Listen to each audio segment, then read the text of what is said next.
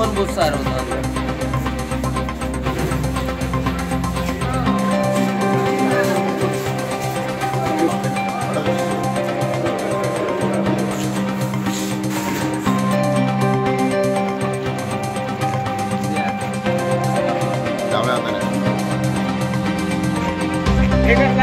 खराब झालं काय करणार घरी खाणार।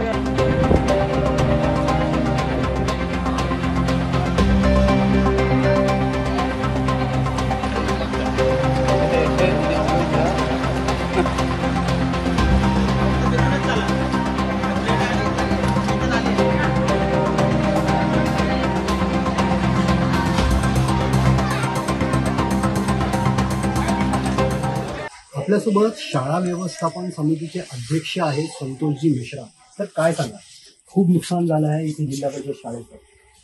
तर अंधारी नदीच्या समीप असलेले हे आमचं पिंपळखुट गाव। जीवनदायीने ज्या अंधारी नदीला आपण ओळखतोय, परंतु कालच्या तारखेमध्ये एक आमच्यासाठी धोक्याची म्हणजे अंधारी नदीने धोक्याची पातळी ओलांडली आणि त्याच्यामुळे पूर्ण गावाला पुराने विडा घातलेला होता आणि जणू काही बेटाचं स्वरूप आलं होतं।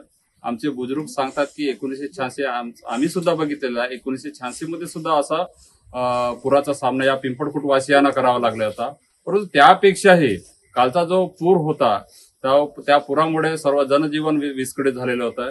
महत्वाचं म्हणजे आमचे जे जिल्हा परिषद शाळा आहे त्या शाळेमध्ये सुद्धा पुराने वेळा घातलेला होता। त्याच्यामध्ये शालेय पोषण आहार विद्यार्थ्यांचा आणि जे आमचं रेकॉर्ड होतं ते महत्वाचं रेकॉर्डचं सुद्धा नुकसान खूप झालेलं आहे आणि ते आम्हाला समोर उपयोगी पडणार की नाही पडणार हे नंतर आपलं भविष्यात सांगता येणार नाही। आणि त्यासोबतच शेतकऱ्यांच्या शेतामध्ये सुद्धा शेत पिकांचं सुद्धा खूप नुकसान झालेलं आहे आणि याच्यामध्ये सोयाबीन कापूस जे धान पेरणी जे करणारे आहेत ते काही रोवणी वगैरे केलेले होते, सर्व पुराच्या पाण्यामध्ये वाहून गेलेलं आहे। प्रशासनाला विनंती आहे की या सर्व पिंपळखुट गाववासियांचं योग्य ते पंचनामा करून झालेल्या जे बाधित आहे ज्यांना खरंच या पुराची झळ पोहोचलेली त्यांना नुकसान भरपाई मिळावं अशी मी विनंती करतोय। काल झालेल्या मामा तलाव फुटल्यामुळे प्रचंड नुकसान झालं। चिसपल्ली नंतर आपण पिंपळखुट या गावी आलो। पिंपळखुटच्या या जिल्हा परिषद शाळेत आलो। इथेही खूप जास्त नुकसान झालेलं आहे। सर्व डॉक्युमेंट इथे भिजलेले आहेत, डॉक्युमेंट वाया गेलेले आहेत, डॉक्युमेंट वाहून गेलेले आहेत। आज आपण बोलूया पिंपळखुट या गावाच्या सरपंचांसोबत। सर, काल झालेला पावसानंतर तलाव फुटण्याची घटना काय सांगा? तर एकंदरीत कसं झालं, काल आम्ही सकाळला जसं आपल्याला वाटत होतं रोज पाऊस येते असं यात आम्ही होतो, पण अचानक नदीच्या पात्र गावाभोवताल वेढलं आणि काही लोकांना तर घराच्या बाहेर अन्नधान्य आणि काढता सुद्धा नाही आलं। काही आम्ही गावातले नवयुवक मुलांना घेऊन लोकांना रेस्क्यू केलं, सुरक्षित स्थळी आम्ही पोहोचवलं आणि घरातल्या अन्नधान्याचं खूप नुकसान झालेलं आहे। कुणाचं तांदूळ गहू या साऱ्या गोष्टी, धान भरपूरच आमच्याकडे धानाची शेती असल्यामुळे धान प्रचंड असल्यामुळे धान खूप नुकसान झालेलं आहे। किती घरात इथे पाणी गेले? तरी किमान 110 100 110 थोडे घर आहेत ते पाण्याखाली होते आणि सर्व घरांचं आता काही घरांचं पडझड झालेली आहे, काही घरांचं भरपूर काही नुकसान झालेलं आहे। आपण पोलीस पाटील आहात, प्रशासनाने इथे येऊन मदत केलेली काय? हो सर, प्रशासनाने येऊन मदत केलेली आहे सर, मदत काय? केलेली आहे। काय मदत झालेली आहे प्रशासनाकडून? आता तुम्ही म्हणजे फोनवरच त्यांना येण्याचा मार्गच नव्हता सर इथे, म्हणजे इथपर्यंत पोहोचण्याचा मार्ग पोहोचण्याचा नव्हता, मार्ग फक्त नव्हता। फोनवरच तुमच्यासोबत फोनवरच संपर्क contact साधण्यात होता आला सर। हो सर, असं प्रशासन इथपर्यंत येऊन पोहोचलेलं नाही? नाही सर, ठीक आहे ना, इथून अजूनपर्यंत प्रशासन आलेलं नाही। आम्ही लोकांना असंच काढलंय।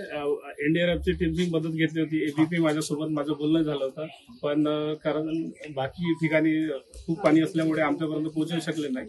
त्याच्यानंतर आम्ही आमची स्वतःच काळजी घेऊन लोकांना सुखरूप बाहेर काढलेलं आहे। इथे जिल्हा परिषदची जी शाळा आहे या शाळेत किती नुकसान झालेलं आहे?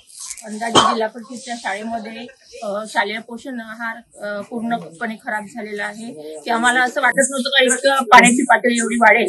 आणि शालेय रेकॉर्ड सुद्धा आमचा पूर्णपणे झालेला आहे. फाईल्स आहे, रजिस्टर आहे, जे विद्यार्थ्यांचे महत्वाचे जे डॉक्युमेंट्स आहेत ते खूप सारे खराब झाले आहेत. आणि आमच्या शाळेतील ओव्हरहेड प्रोजेक्टर, 2 कॉम्प्युटर आणि प्रिंटर आणि झेरॉक्स याचं सुद्धा खूप नुकसान झालं आहे. आणि अन्नधान्य जे शाळेत मुलांना पोषक आहार देतात, याचं पण नुकसान झालं आहे. शालेय पोषण आहारच्या तर पूर्ण कोठ्या ज्या भरून होत्या आमच्या, आताच आम्हाला शालेय पोषण आहार आलेला होता जुलै महिन्यात 7 तारखेला आणि पूर्ण 15 दिवस फक्त आम्ही वापरला होता आणि होते ते पूर्ण पोषण आहार आमचा हा पाण्यामुळे फुगला. आणि तसं आताच सकाळी आमच्या पंचायत समितीचे संवर्ध विकास अधिकारी माननीय धनंजय साळवे साहेब त्यांनी येऊन इथं ती परिस्थिती पाहिली आणि त्यांनी म्हटलं की आता हे बरोबर करावा, कारण नैसर्गिक आपत्ती आहे, त्याला काही करू शकणार नाही आपण. तर हे सर्व मुलांची काळजी घ्या आणि पाणी वगैरे त्यांना घेताना थोडं जपून करा. आणि हे करत असताना खूप आम्हाला अडचणी जात आहे की कम्प्युटर गेले आमच्या, म्हणजे बाकी गोष्टी काही हरकत नाही, पण शालेय रेकॉर्ड मेन म्हणजे आमचा शालेय रेकॉर्ड, दोन्ही कपाटातील शालेय रेकॉर्ड आमचं पूर्ण खराब झालेला आहे आणि तो कामात येईल असं बिलकुल वाटत नाही.